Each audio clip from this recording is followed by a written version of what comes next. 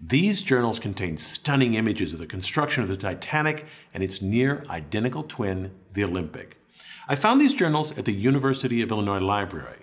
The journals, written between 1909 and 1911, take me back to a time before the Titanic sunk. They give me a new perspective and let me appreciate the enormity of the scale of the engineering of the Olympic-class ships. So, let me share with you some fascinating details about the Titanic and its twins, the Olympic and Britannic. The story starts here in the Harland & Wolff shipyard in Belfast, Ireland. This large framework, called a gantry, surrounds the ships as they are built. It supports the overhead cranes and scaffolding used by workers as they construct the Olympic and the Titanic. Notice that just beyond the far end of the gantry lies the Belfast harbor. Workers will build the Olympic here on the right, and then 9 months later, before the Olympic is finished, they will start on the left the Titanic. When completed, the Olympic stern, or rear end of the ship, will point toward the harbor. The ship's construction starts with its keel, seen here as a long, dark shape. The keel is the backbone of the ship and gives the ship rigidity. If we look at the keel from the land side, we see the keel blocks that support it. These wooden blocks, typically pine, separate the ship from the slip, the concrete floor of the gantry. Each keel block stands about 5 feet high, so this creates a space under the ship for workers to construct the ship. Workers build the ship outward from the keel. Here they construct the Olympic's double bottom. In pink, we see the framework that separates and supports the two bottoms of the ship. The second bottom is shown in orange. It's made of steel plates and is sometimes called the tank top because the double bottom contains 44 watertight tanks. Most of the tanks carried seawater used as ballast to balance and add weight to the ship, but some carried fresh water. In total, the double bottom carried over 5,000 tons of water, or about 1.5 million gallons. Once they finish the double bottom, workers erect the framing for the hull. From this view, we see the framing for the stern of the ship. It's what a worker would see standing on the tank top from the fore and looking toward the aft of the ship. That's where the harbor is. Looking closer, we see the rib-like structure on the start of the transverse frame of the ship. Workers rivet to this frame the hull, which will form the skin. So far, we've watched the Olympic's construction. In the gantry, that ship sits here in the background. In the foreground lies the keel of its twin, the Titanic. Its construction began 9 months after the Olympic. We see here, attached to the keel, the framework of the Titanic's double bottom. Notice this large, claw-like mechanism lying on the ground, and these three hung from the cranes. These are hydraulic riveters, which workers used to install most of the 3 million rivets on the Titanic. Here we see the almost complete hulls of both the Olympic and Titanic. Work inside the Olympic progresses rapidly. The staterooms are being erected, and plumbing is being fitted throughout the ship. To prepare for the Olympic's launch, workers paint the ship a light gray so it will stand out in black and white photographs, although they repainted the ship black soon after its launch so that it matched previous White Star liners. To ease the slide into the water, the slip was greased with 23 tons of tallow, oil, and soap. And then the order to release the ship was given, the hydraulic triggers were released, and the ship slid into the harbor, reaching a speed of 12.5 knots. Notice that the ship is launched backwards. There are many reasons for this, but among them is that the stern, the rear, is wider than the bow, so it is more buoyant. In a mere 62 seconds after launch, the Olympic was afloat. The moment the ship hit the water is its official launch date, although it was mostly empty. Here it weighs only about 27,000 tons and so rides high in the water. The draft, the vertical distance between the bottom of the ship and the surface of the water, is only 18 feet. After it is completely fitted, it will weigh nearly twice that, 52,000 tons. With that additional weight, the Olympic will drop until the water reaches the border painted on the hull, a draft of about 34 feet. The Olympic cannot move by itself, and so a tugboat tows it to the fitting out quay where a gigantic crane loads the ship. Here the crane lifts aboard a cylindrical boiler. The final fitting, including attaching the propellers, is done in dry dock. And then, once everything is in place, the Olympic is ready for the sea. 7 months after this launch, the Titanic was launched. I have from this journal a few photos of that event, but keep in mind the Olympic got the big press because it was first. The Titanic only becomes of more interest in retrospect. This photograph shows the twins, the Olympic and Titanic. Although built side by side, this was the last time they were photographed together. Less than a year after the launch of these two giant ships, one suffered a collision that ripped a gaping hole in its side.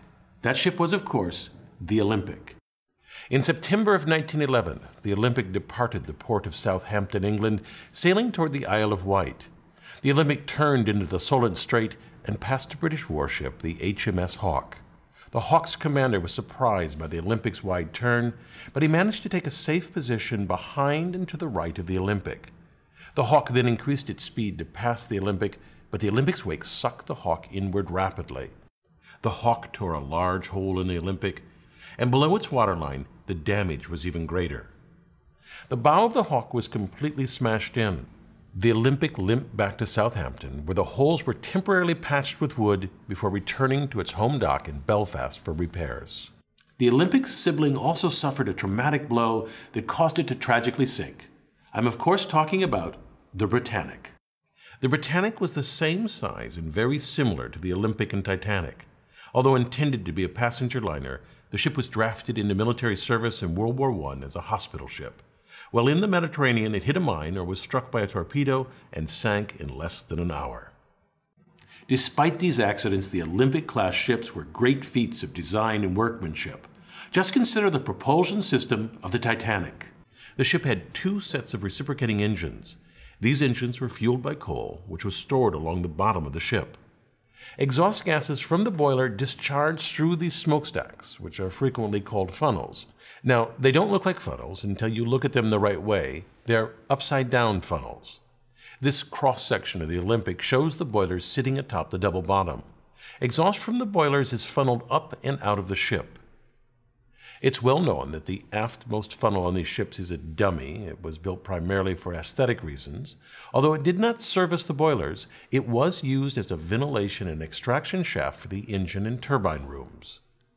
The Titanic needed 4,000 tons of coal for a transatlantic trip, which took 24 hours to shovel into the bunkers.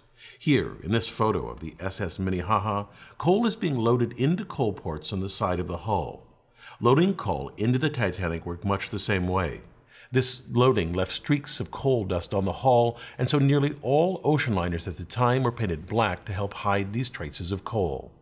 After the advent of oil-fueled ships, lighter colors became more popular. As the Titanic crossed the Atlantic, 650 tons of coal per day was shoveled into cylindrical boilers where it was burned to produce steam. These boilers were nearly 16 feet in diameter. This picture shows a single boiler. Notice the two workers beside it. The steam was piped to these reciprocating engines. The engines, when viewed from the front of the ship, look like this.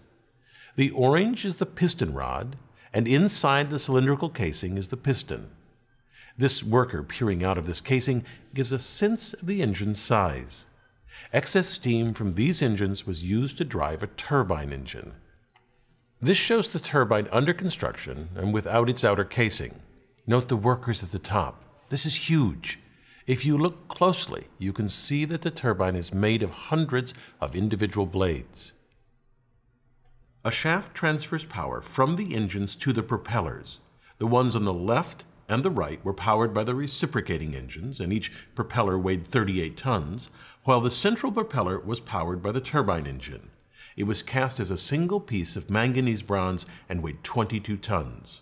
The outer propellers were used for tight navigation of harbors, while the central propeller was used only in open seas. Also, unlike the others, the central propeller could not be driven in reverse, only forward.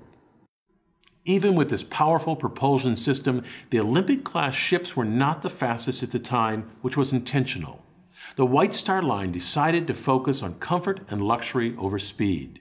It's clear that the lavishly decorated rooms on the Olympic and Titanic certainly made the passage more enjoyable, but there were some hidden design choices that made these ships the pinnacle of comfort for all classes of service. The ships were steered using these helical gears. Each ship had two sets of both the spur gears and the beveled gears. These massive gears are nearly 6 feet across, made of solid steel, and each weigh thousands of pounds. Notice the herringbone pattern on the teeth. This pattern allowed a tight engagement of the teeth and resulted in reduced vibration transmitted to the rest of the ship. Altogether, the gearing on the Titanic weighed about 7.5 tons.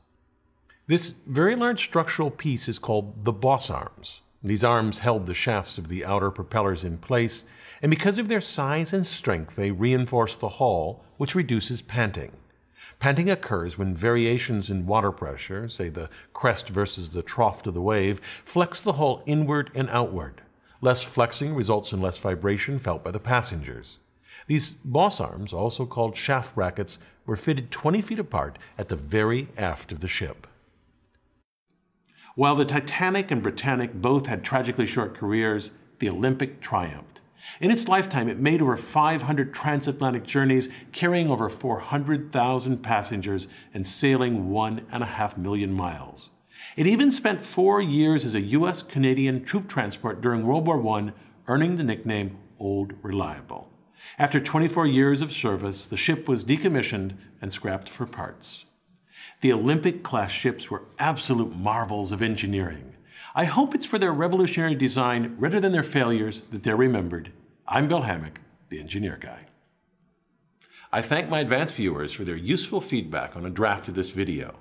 If you'd like to be an advanced viewer, sign up at engineerguy.com/support. Thanks for watching.